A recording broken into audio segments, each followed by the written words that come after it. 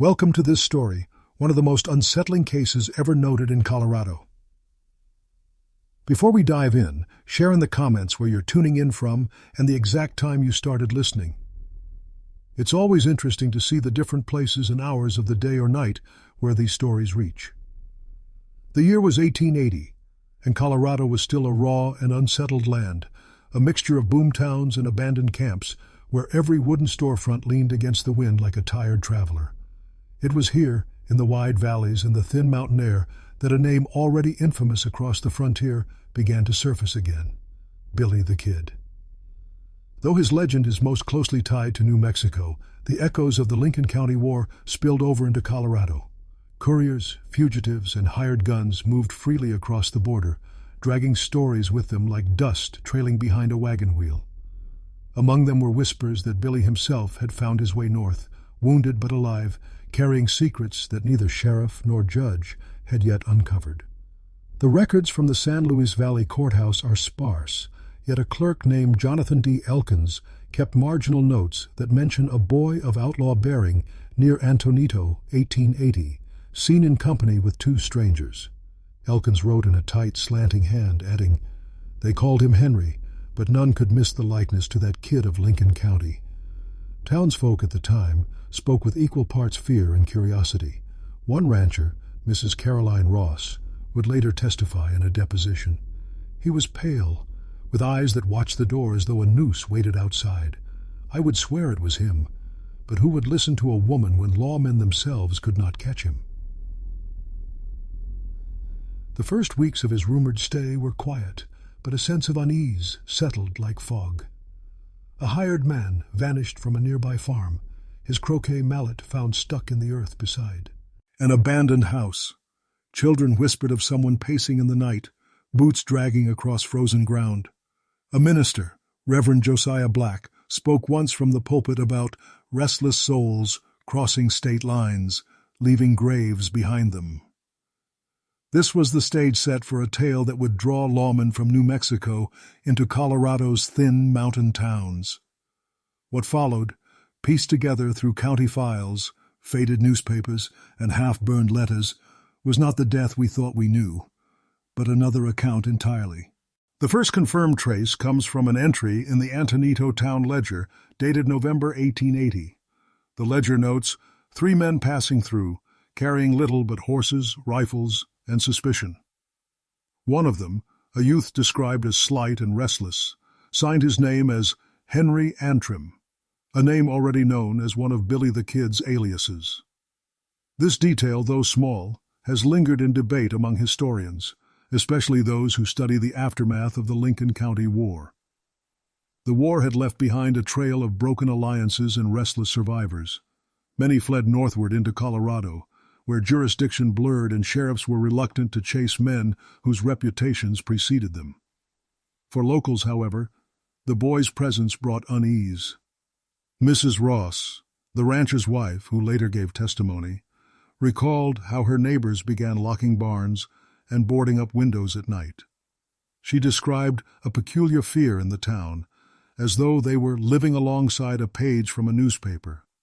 One account tells of a widow who swore she saw the youth digging near the riverbank at twilight, covering something heavy before vanishing into the trees. By December, unease had turned to outright alarm. 2 drovers heading east toward La Veta disappeared without a trace. Their horses were found riderless on a trail near Fort Garland, tied neatly to a pine tree, but their saddlebags were gone. A surviving note from Deputy Marshal William Crowell simply states, "Tracks of 3 men, one smaller, one limping, going north along the ridge. No further pursuit." Among frontier papers, a small column in the Colorado Chieftain recorded the rumors bluntly. "The notorious outlaw known as Billy the Kid may yet be alive, haunting our southern counties. Citizens are advised caution." In the months that followed, the stories only grew stranger. A hired boy at a trading post claimed he heard laughter late at night from inside the closed storehouse, though no one was there. A schoolteacher wrote in her diary that one of her pupils spoke of the boy with the crooked smile watching from the tree line during recess, Not every account placed him in the same spot. Some swore he had gone west toward Durango. Others said he traveled north with cattle herders. But a pattern emerges when comparing county notes and affidavits. A figure, known by sight if not by name, moving just beyond the law's reach, trailing silence and missing persons behind him. Even the Reverend, once cautious in his words, noted privately in his sermon book, "If the boy is truly among us, then Colorado is but a shadow of Lincoln County, where sins ride further than the horses that carried them." The atmosphere in Colorado by early 1881 was not one of wild celebration or gunfire, but of nervous waiting. Towns built on fragile hope were again glancing over their shoulders, wondering if history itself had followed them into the mountains.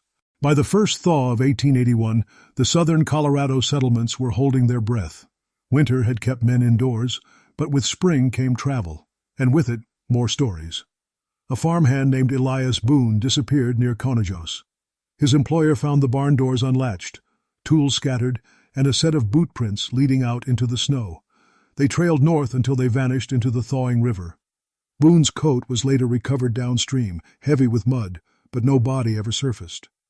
The county clerk filed it under "lost, presumed drowned," but in a penciled note on the reverse side of the report was a telling line.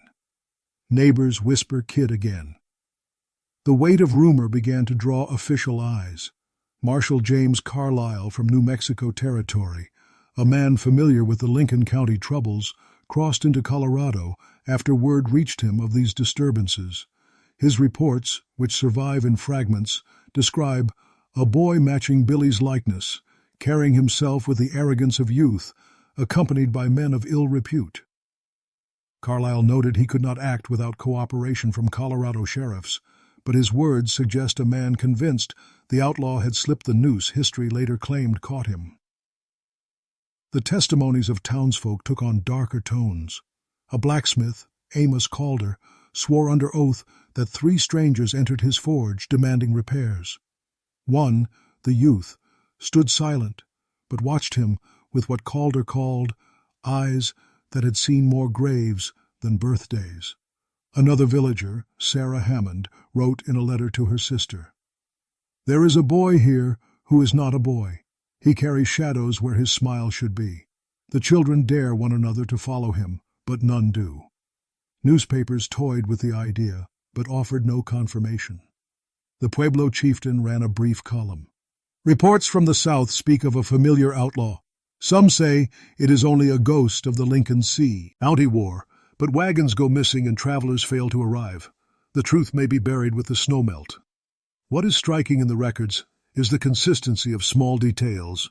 Witnesses mentioned a narrow frame, a nervous hand that often strayed to his belt, and a peculiar way of glancing toward doors and windows as though expecting interruption. These echoes match earlier accounts from New Mexico. Even without naming him, the shadow of Billy the Kid seemed to be walking Colorado's roads. By mid-year, fear hardened into action.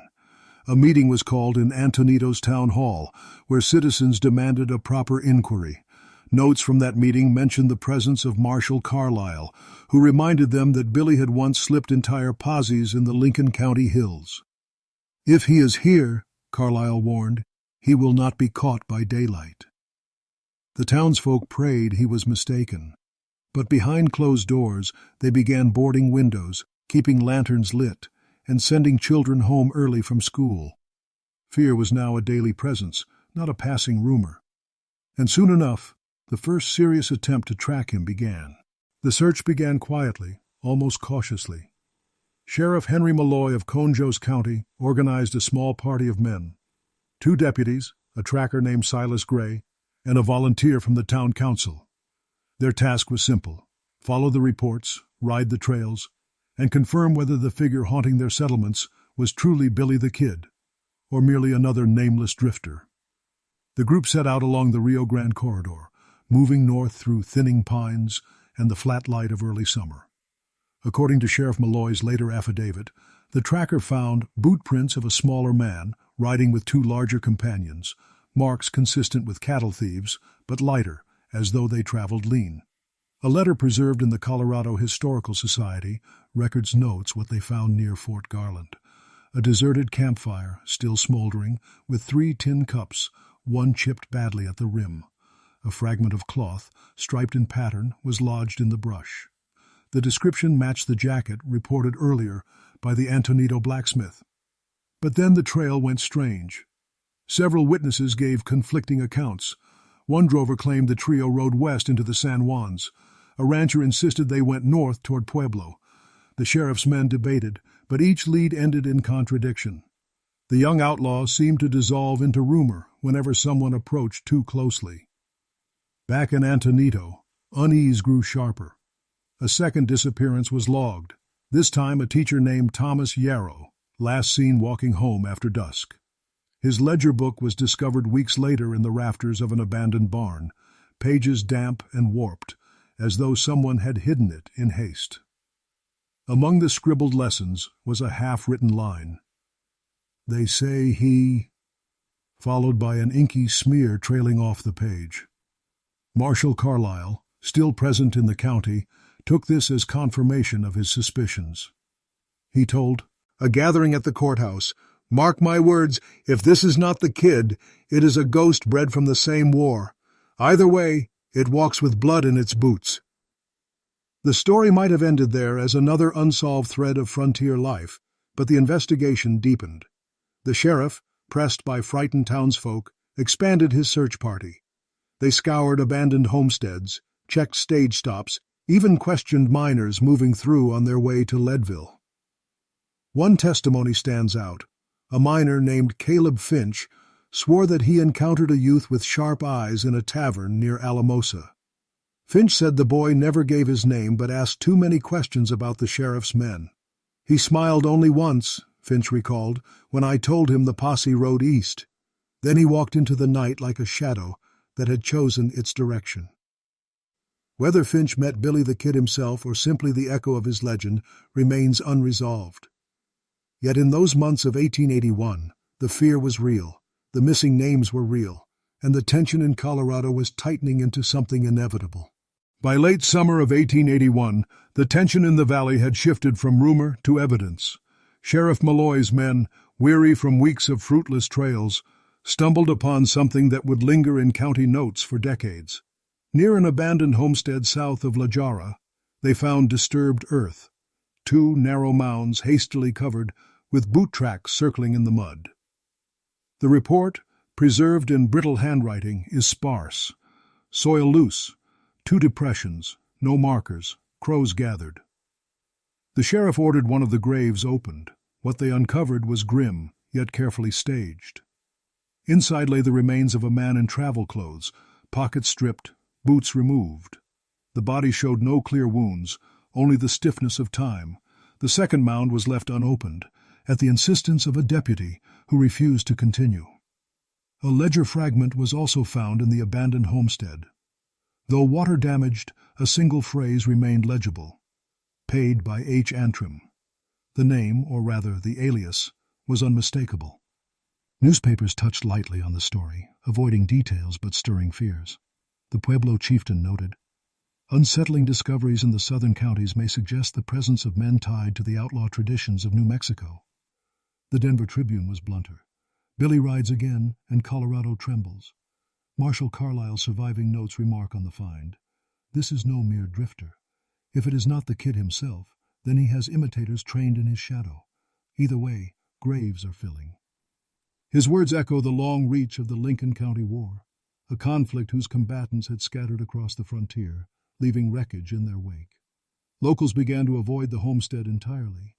Children whispered of lights seen in its windows after midnight. A schoolgirl, whose testimony was preserved in a diary, wrote, "We dared each other to go near the old place. The wind spoke in the bows." "Hazwan, one said the kid still slept there. None of us went close enough to see." What made the discovery most troubling was not the graves themselves, but what came after. Weeks later, a pair of ranch hands riding near the same property reported finding croquet mallets, 2 of them, leaning against the wall of the empty house. No one could explain their presence. Some dismissed it as a prank, yet both men swore under oath to their find. The detail is odd, out of place, but it lingers in the records like a misplaced shadow. From this point forward, the investigation changed tone. It was no longer about chasing rumor, but about trying to contain a fear that seemed to root itself in the soil. Every discovery, every mound of earth, every scrap of paper felt like another reminder that someone, or something, was moving through the land unchecked. And in the months that followed, more vanishings were reported. By autumn of 1881, the records show a steady climb in disappearances. The sheriff's office logged 5 in as many weeks. 2 ranch hands, a peddler, and a pair of travelers bound for Pueblo who never arrived.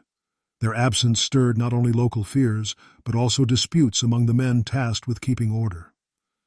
Sheriff Malloy believed the youth, whether Billy himself or a man claiming his name, was behind it all. He pressed for coordinated patrols and urged the governor's office to release funds for a larger pursuit, but others disagreed. Deputy Asa Lyle wrote in his testimony, "This is nothing but drifters falling to the land. To give the kid credit for every missing man is to build him larger than life. That is what he wants." Yet contradictions piled up. A cattle drover from San Luis swore he saw the outlaw riding north with a group of rustlers, only to later recant under pressure, saying he dreamed it in whiskey. A woman named Abigail Rowe claimed she found a bloodied handkerchief at her fence line. When pressed, she admitted she had burned it the same night, fearing it might bring trouble to her family. The confusion was fertile ground for rumor. Stories spread of a boyish figure spotted in taverns from Trinidad to Durango, always slipping away before dawn. Some witnesses insisted he traveled alone, others swore he kept 2 older men at his side. The contradictions became so tangled that one frustrated constable remarked, "If he is everywhere, then he is nowhere, and still our graves fill." A chilling note comes from Reverend Josiah Black, the minister who had once spoken obliquely of restless souls. In a private sermon draft he wrote, "There is a hand at work here, mocking law and heaven alike. The people speak of him as though he were still the boy outlaw of Lincoln County. Yet I fear what walks among us is something older, something that wears his face bezowed, but not his years." Marshal Carlisle, still lingering in the region, tried to anchor the hysteria in fact. He compared the testimonies against what he had witnessed during the Lincoln County War, Billy's habit of charming townsfolk, his unpredictability, his sudden vanishings. Carlyle admitted to colleagues in a letter, "The pattern fits too neatly. If it is not the kid, then it is a shadow taught by him. Either way, the trail is stained." The sheriff's men pressed forward, but each fresh lead dissolved into contradiction. Trails ended in rivers, names changed from county to county, descriptions blurred between fact and folklore. What remained constant was the undercurrent of fear, an unease that crept into diaries, into court records, into half-whispered conversations by lamplight.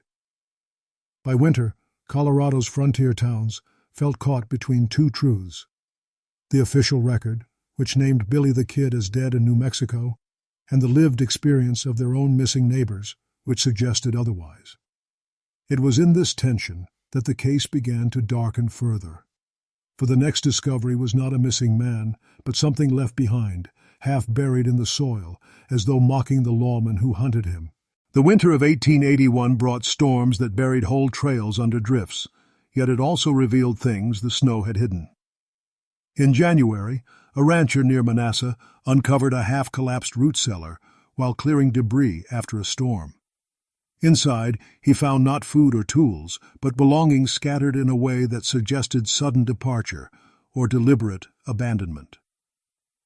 Among them was a pair of boots, their soles worn smooth from hard riding. The initials H.A. were scratched crudely into the leather.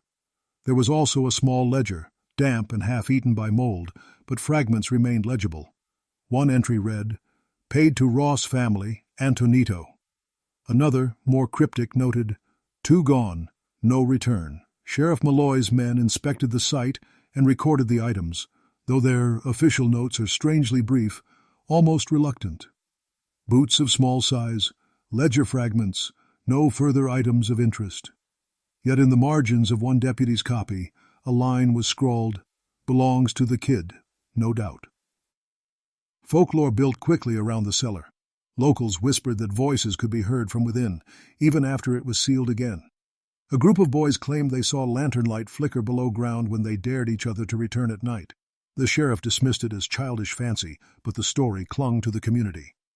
More tangible, however, were the artifacts recovered from the snowmelt weeks later. Near the Rio Grande, searchers found 2 rusted revolvers lying half-buried in the mud, each missing its grips. The serial numbers had been filed away. One revolver, smaller and lighter, seemed suited to a youth's hand. Lawmen speculated it had been discarded deliberately, a gesture of mockery, or perhaps fear of being identified. A blacksmith named Amos Calder, already on record for having seen the boy earlier that year, was asked to examine the weapons. His affidavit states, "The smaller pie. See, I recall clearly. It is the very one I saw upon his belt. I swear to it." The contradictions remained. If the outlaw had discarded his weapon, why were fresh sightings still reported weeks later? If his boots lay abandoned in a cellar, how could his tracks be found heading north toward Denver? The case seemed to double back on itself, each clue spawning more doubt. Marshal Carlisle, by now worn with frustration, compared the cellar discovery to similar caches he had found during the Lincoln County War. He argued that the kid often abandoned items to confuse his pursuers, leaving just enough behind to seed confusion. "He does not only run from the law," Carlyle wrote, "he toys with it."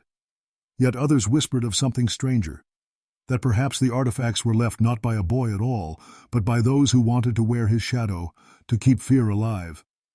Whichever theory one chose, the cellar, the boots, and the ledger became part of the official case file, stamped and sealed in 1882, then left to gather dust. And still, the disappearances continued. By the spring of 1882, Sheriff Malloy and his deputies faced mounting pressure from settlers who demanded answers. The cellar find had confirmed, at least in the minds of locals, that Billy the Kid, or some figure claiming his name, was moving among them. Yet with every new lead, the trail seemed to fracture into multiple directions. One affidavit from a stagecoach driver near Trinidad stated, "We carried a youth no older than 20, who kept his hat low and spoke sparingly. He paid in silver, exact, and disembarked near the New Mexico line. I told the men it was Billy, though he gave no name." Only a week later, a cattle herder in the San Luis Valley swore the same boy rode with rustlers stealing calves under the cover of night, and a letter from a Pueblo merchant claimed he had been robbed at pistol point by a smiling youth with a crooked grin. Each account overlapped, yet none aligned with the next.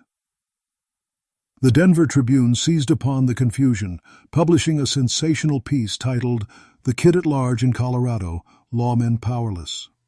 Though couched in rumor, the article spread quickly, and soon the fear that gripped small towns reached the cities as well. Marshal Carlisle remained convinced that the sightings were not only credible, but consistent with what he had seen during the Lincoln County War. He reminded officials in a letter, "The boy was known to vanish in one county and reappear the next. His life was a pattern of contradiction.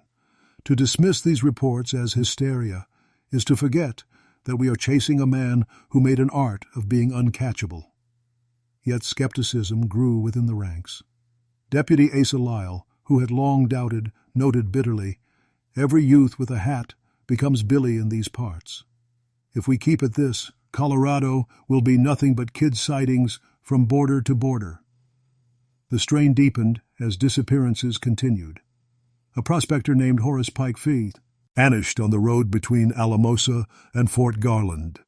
His tools were found neatly stacked beside the trail, his pick lodged in the earth as if waiting for him to return.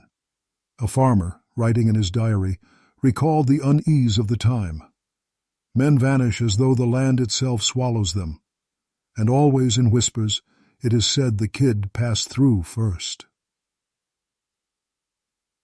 A curious detail emerged from a traveling photographer who operated a wagon studio.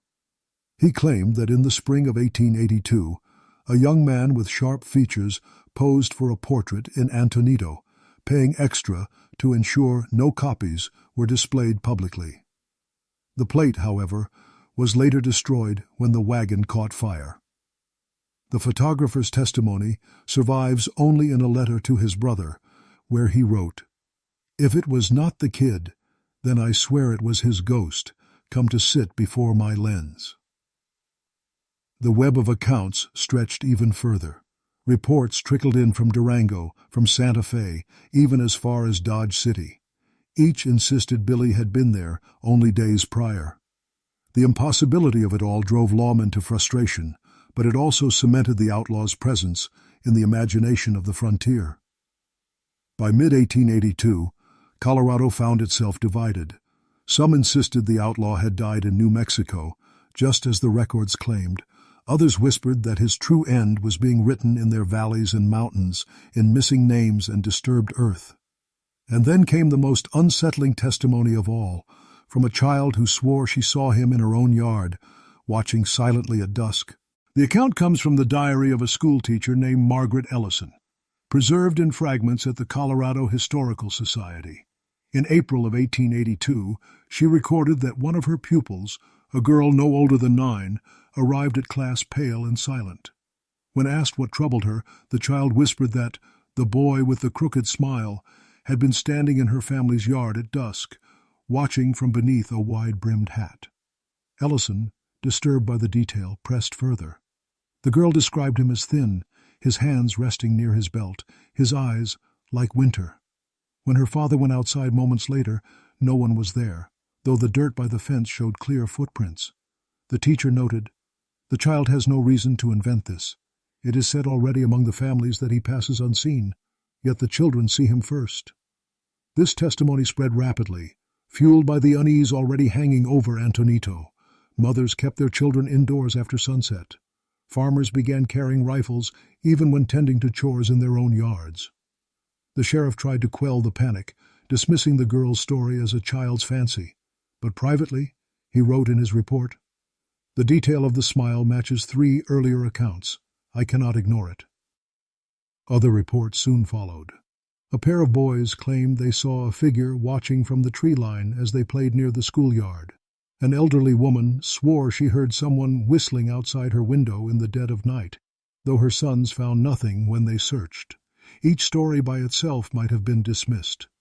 Taken together, they wove a pattern of quiet intrusion, of someone present but unseen, moving at the edges of daily life. Folklore began to layer itself over the fear.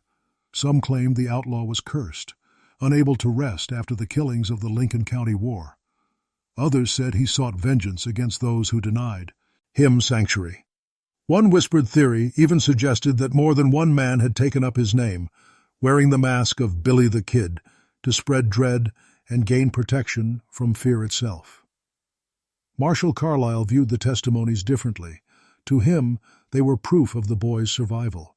He pointed out the consistent details, the smile, the nervous hands, the restless watching. "We must not mistake consistency for imagination," he wrote. "The land remembers his face, and so do the people."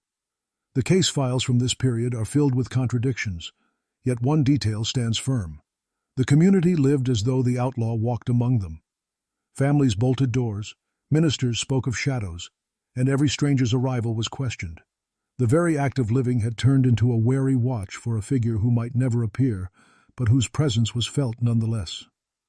And then, in the summer of that year, came the most tangible sign yet. A discovery in a shallow grave that reignited the hunt and convinced many that Colorado was holding the outlaw's final chapter. The summer heat of 1882 revealed what the snow and mud had long concealed. South of Antonito, near a wagon trail seldom used except by drovers, a group of boys chasing strayed cattle stumbled across a patch of ground where the earth had sunk unnaturally. Curious, they prodded with sticks until one struck bone. The sheriff was called. His men unearthed the remains of a young man, poorly buried and stripped of nearly everything except a fragment of wool shirt and a rusted belt buckle. The coroner, Dr. Elias Kent, noted in his brief report, "Male, no more than 20. Dentition suggests youth. Cause of death indeterminate, though ribs bear signs of blunt trauma. Time deceased, likely several months." The community reacted with a grim certainty. Many declared it proof that Billy the Kid had met his end in Colorado, far from the official version of his death in New Mexico. Others insisted it was only one of his companions, a nameless drifter, who followed him into the mountains.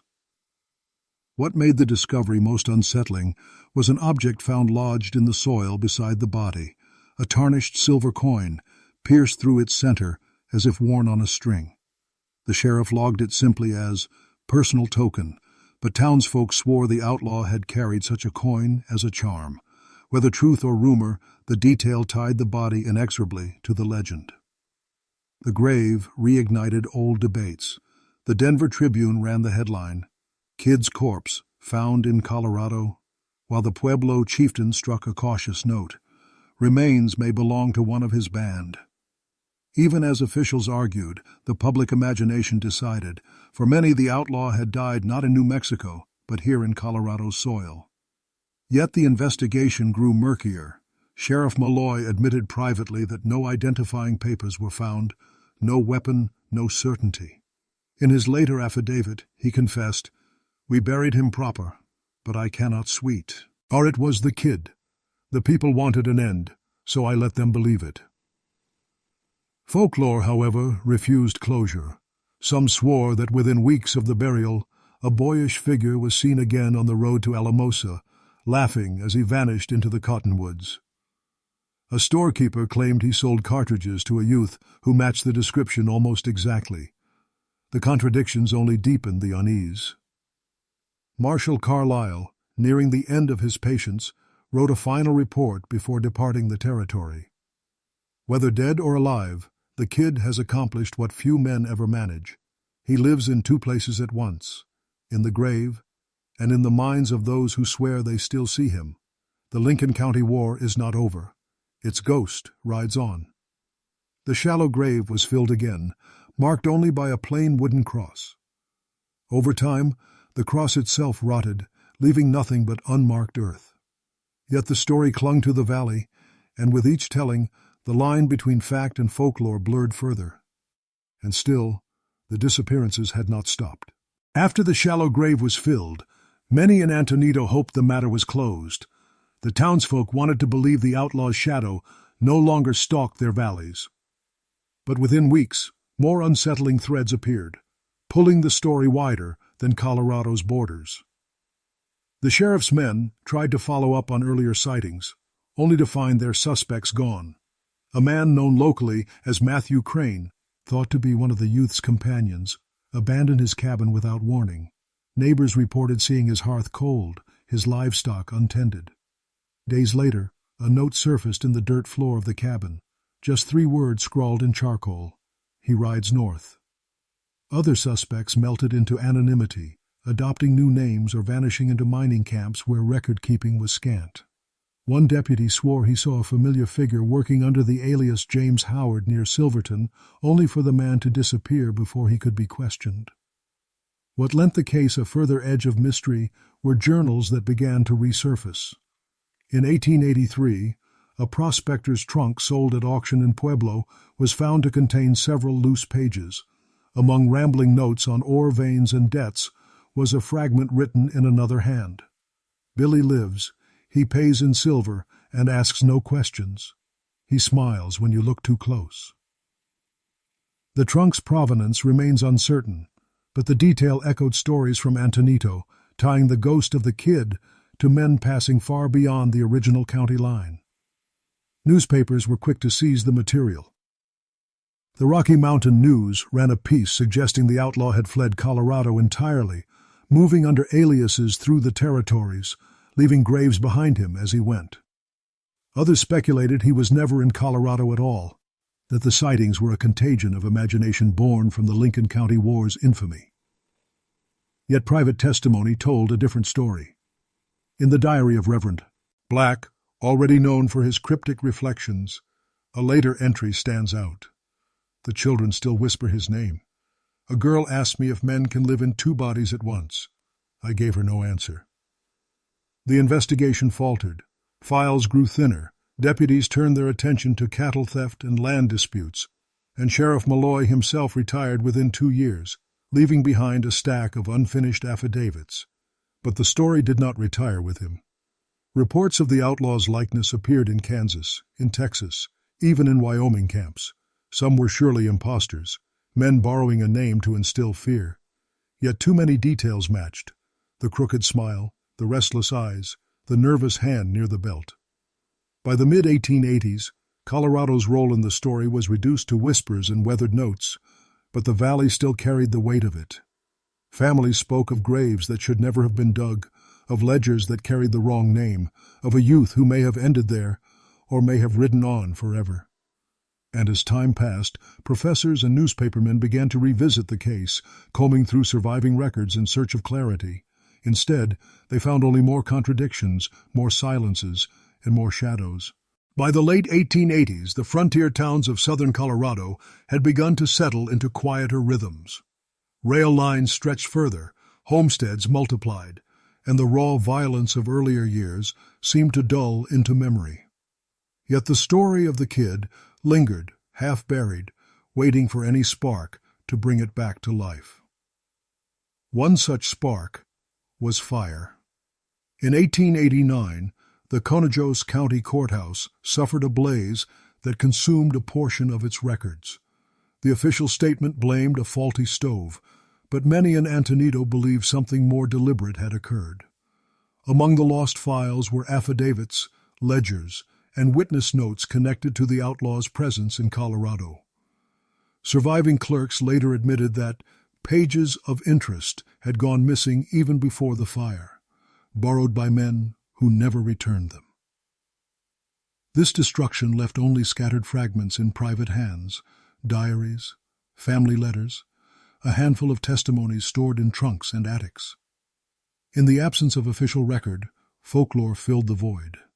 Campfire tales told of an outlaw who never died, who traded names like cards and could not be trapped in paper or earth. Decades later, in the 1910s, professors from the University of Colorado began collecting oral histories of the frontier years. Among the recollections was one from the aging Reverend Black, who still lived to see the turn of the century. He told an interviewer, "The people wish for an end, but there was never an end. The kid was in the grave and on the road both. You may call it false memory, but I tell you, it was lived memory." The scholars compared these recollections to existing histories of the Lincoln County War, pointing out how often the Colorado testimonies mirrored earlier descriptions from New Mexico. One paper argued that fear itself had migrated northward, carried by refugees and survivors of the war, until the outlaw's name became a vessel for every unexplained disappearance. Yet the professors did not dismiss everything as rumor. In their notes, they highlighted consistencies: the ledger signed H. Antrim, the abandoned boots with carved initials, the shallow grave with a silver coin. These, they wrote, could not be ignored, for they spoke of a presence that had indeed crossed into Colorado, even if the full truth was obscured. Still, with so much lost to fire and time, the case became less about facts than about absence: the empty files, the burned paper, the nameless bodies. One professor remarked during a lecture in Boulder, "What haunts Colorado is not Billy the Kid, but the silence he left behind." And yet, silence did not mean peace. In the San Luis Valley, families continued to tell of strange encounters, of riders glimpsed at twilight, of laughter in the cottonwoods. To them, the legend was not academic. It was something woven into the land, as real as the graves that dotted its edges. By the early 20th century, Colorado had long since shed its raw frontier skin. Railroads stitched the valleys together, towns grew into modest cities, and electricity hummed where once only lanterns burned. Yet even amid these signs of progress, the story of Billy the Kid's shadowed presence clung stubbornly to the San Luis Valley. Locals passed the tale through generations. Children heard from grandparents about the cellar with the abandoned boots, the ledger bearing H. Antrim, the shallow grave with its silver coin.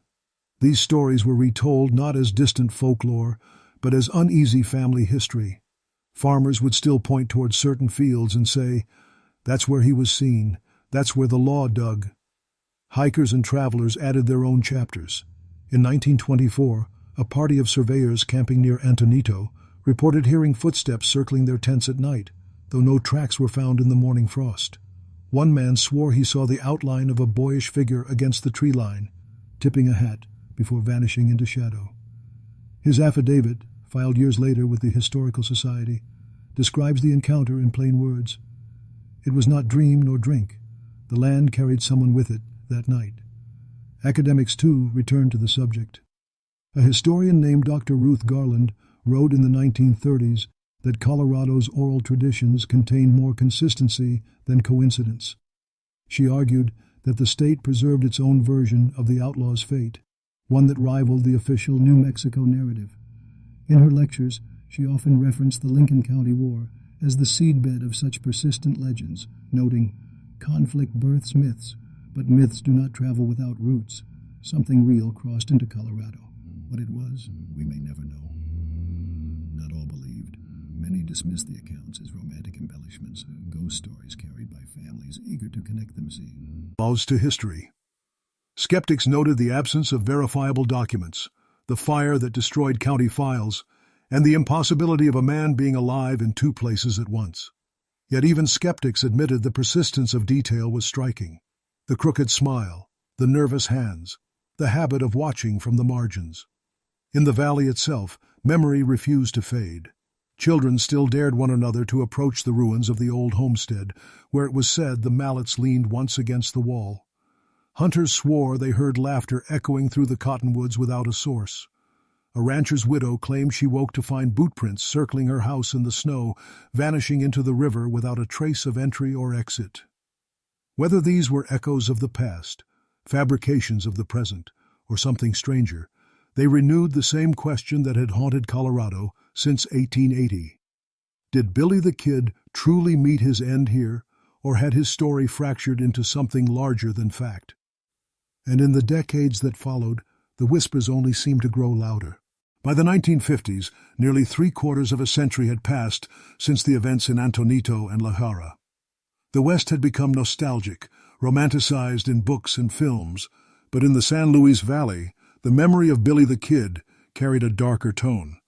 It was not the glamorized outlaw of the screen, but a lingering shadow tied to unmarked graves and missing names. Folklorists began to arrive, notebooks in hand, eager to gather oral history before the older generations passed. They found that details remained sharp. A widow in her 90s recalled her father describing the shallow grave, filled in haste. A farmer's grandson swore he had inherited the very ledger page with H. Antrim scrawled faintly on it. Whether genuine or embellished, these fragments reinforced the valley's claim to a chapter of the outlaw's life and death. Researchers debated what to make of it.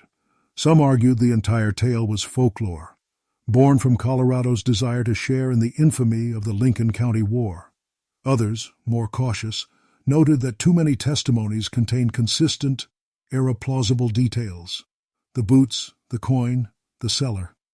A professor from Denver University remarked in a public lecture, "Folklore usually bends freely, but here we find it repeating with the precision of memory."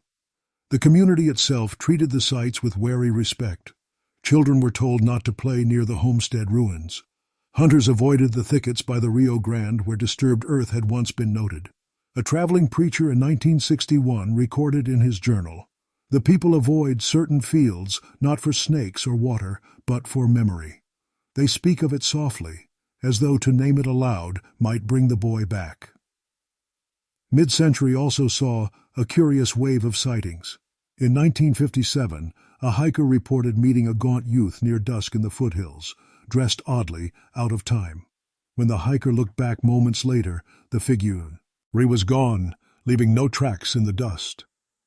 In 1963, two children swore they saw a boy leaning against a fence post at twilight, tipping his hat before fading into the dark. Newspapers occasionally picked up these accounts, though often with a tone of amusement. Headlines like "Billy Rides Again in Colorado" treated the matter lightly, but in the valley itself, the stories were less entertaining. For the families who lived there, they were unsettling reminders that the past had never fully ended. Historians revisiting the subject often circled back to the same question raised decades before. If Billy the Kid truly died in New Mexico, why did Colorado's records, diaries, and testimonies insist otherwise? Some argued imposters wore his legend as armor. Others suggested the truth had been lost in the contradictions of burned files and vanished deputies. Whatever the explanation, the legacy of those years endured, not as a single clear account, but as a tangle of stories that blurred the line between history and haunting. And as the century moved on, the stories adapted, finding new voices among younger generations who repeated them not as fact, but as warning. For in the San Luis Valley, the outlaw's name was never spoken casually. It was always offered with a glance to the horizon, as though expecting the crooked smile to return. By the 1970s, interest in Colorado's darker past had taken on a new form. Archaeologists, amateur historians, and even early paranormal investigators began turning their attention to the San Luis Valley. What had long been passed as folklore in the community now became the subject of fieldwork, surveys, and in some cases, sensationalist speculation. In 1974, a team of graduate students from the University of Colorado conducted a limited dig near the site of the abandoned homestead south of La Jara. They found little more than rusted nails, fragments of crockery, and the decayed outline of the cellar entrance. Yet their field notes mentioned something curious. Locals warned us not to dig too deep. One man spat in the dust and said, "What's under there should stay under." A few years later, in 1979, a group of amateur historians published a pamphlet arguing that Colorado, not New Mexico, held the kids' final resting place. Their evidence was thin, relying mostly on oral testimony and the half-burned diary fragments still circulating in private collections. Still, the pamphlet gained regional attention, prompting renewed debate in newspapers. Letters to the editor reflected the divide. Some residents insisted their grandparents had witnessed proof, while others mocked the idea as myth. The late 20th century also brought the rise of paranormal interest. In 1985, a small group styling themselves as the Frontier Ghost Society claimed to have recorded strange sounds near the riverbank where one of the shallow graves was said to have been uncovered. Their crude equipment captured nothing verifiable, but their report included unsettling anecdotes. One investigator swore he felt watched throughout the night. Another described hearing faint laughter carried on the wind. Even skeptical journalists admitted the valley carried an atmosphere. One writer for the Denver Post visit shared in 1989 and noted, "It is not the facts that hold you, but the silence of the people. They speak of Billy as if he were still at large, and they do not walk certain fields after dark." At the same time, a new wave of scholars revisited the Lincoln County War, re-examining the testimonies of men like Marshall Carlisle. In doing so, they could not ignore the Colorado chapters. While most dismissed them as misplaced sightings or the work of imitators, a few argued that the consistencies in description, the crooked smile, the nervous glance to doors and windows, suggested something more than coincidence. By century's end, the story of the kid in Colorado occupied a strange place, half history, half legend, woven deeply into the valley's identity. It was not a tale told proudly, but cautiously, with an edge of unease. And as the 21st century dawned, new generations found themselves repeating the old stories, often without realizing how deeply the lines between memory and myth had blurred. The 21st century has brought new technology, new scholarship, and a population more skeptical than ever of folklore. Yet in the San Luis Valley, the legend of Billy the Kid's shadowed end refuses to fade. If anything, modern encounters have only sharpened the unease. In 2003, a pair of hikers reported stumbling across what looked like shallow depressions in the soil not far from the Rio Grande. They took photographs before the land shifted in a flood later that year, washing the site clean. The images, grainy and inconclusive, were shared online, where they drew attention from amateur historians. Some claimed they showed the outlines of forgotten graves. Others argued they were nothing more than erosion. But the whispers returned to the community, reminders of what the sheriff's men had once unearthed. Local families continued to pass their versions of the story. In interviews conducted for an oral history project in 2011, elderly residents repeated the same descriptions told for generations: the crooked smile, the restless eyes, the sense of being watched. One man, a rancher in his 80s, told the interviewer, My father said the kid never left. He said the land swallowed him, and sometimes it spits him back out. Modern researchers, too, have taken interest. A small team of historians compared Colorado testimonies against New Mexico records and found startling overlaps in detail. While they did not claim the outlaw survived beyond his reported death, they concluded that the Colorado chapter cannot be dismissed as mere imagination. It reflects lived experience, whether of the kid himself or of men who chose to wear his likeness. Folklore groups and paranormal societies occasionally make pilgrimages to the old sites. They bring modern equipment, infrared cameras, recorders, motion sensors. The results are always ambiguous, flickers of light, muffled sounds, not "hing" that would satisfy a scientist. Yet for those who live nearby, the continued attempts feel unnecessary. As one resident told a visiting journalist in 2018, "We don't need machines to tell us he's here. The silence says it plenty." The Lincoln County War, though fought in another state, is often mentioned in these retellings. Scholars argue that the conflict planted seeds of violence and myth that spread across borders, taking root in Colorado's soil. The war ended on paper, but its ghost, embodied in the figure of the kid, seemed to ride northward, leaving questions that still hang unanswered.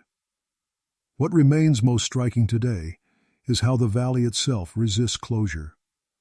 The ruins of the homestead have nearly vanished, swallowed by weeds and weather. The courthouse files are long gone, claimed by fire. Yet stories still emerge from hikers, from night travelers, from families who swear they hear laughter near the cottonwoods when no one is there.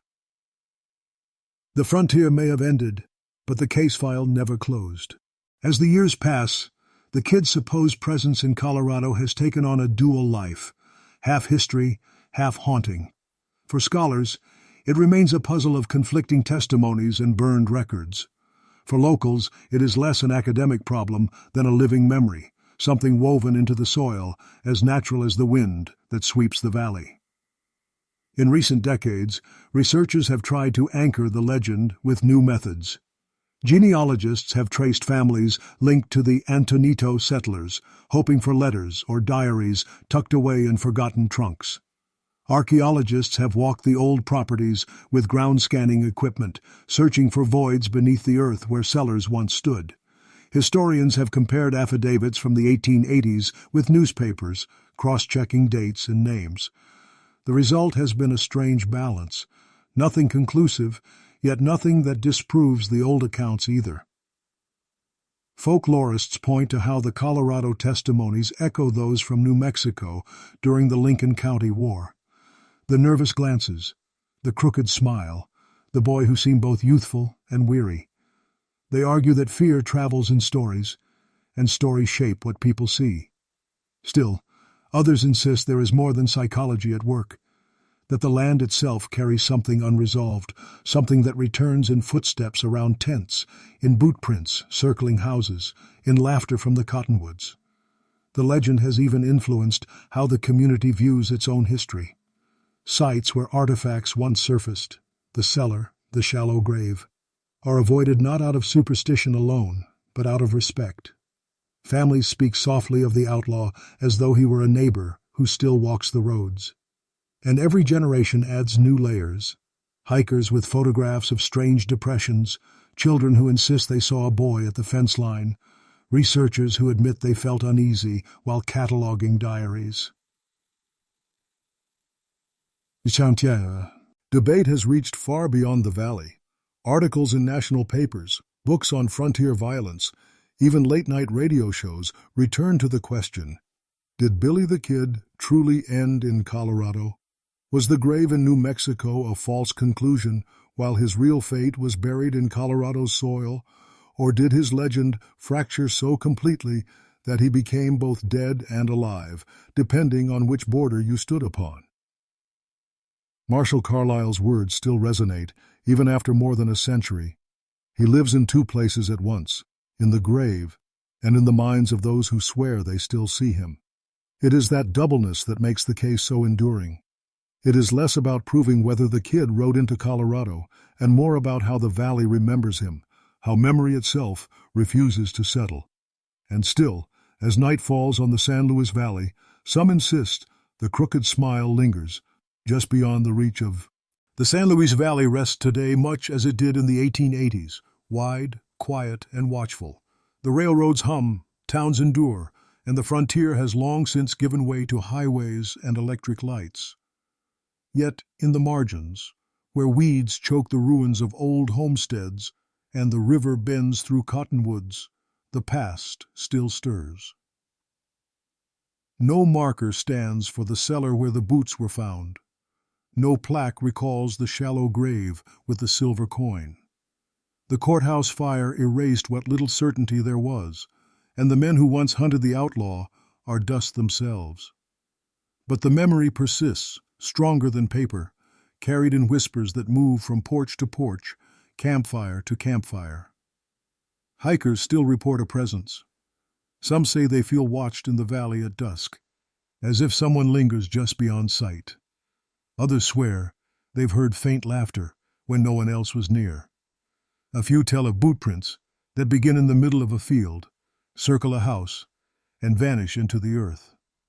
The details echo those old records with uncanny familiarity, repeating themselves as though history refuses to end. For some, the answer lies in psychology, or in folklore shaped by the Lincoln County War and its aftermath. For others, it is simpler. Billy the Kid never died in New Mexico, but here in Colorado, in unmarked ground that refuses to give up its truth. And for a few, the explanation is not needed at all. The land itself carries the weight, and that is enough. What remains certain is the uncertainty. More than a century later, no one can say with finality where the outlaw ended. His life seems to hover between two graves, two states, two versions of history.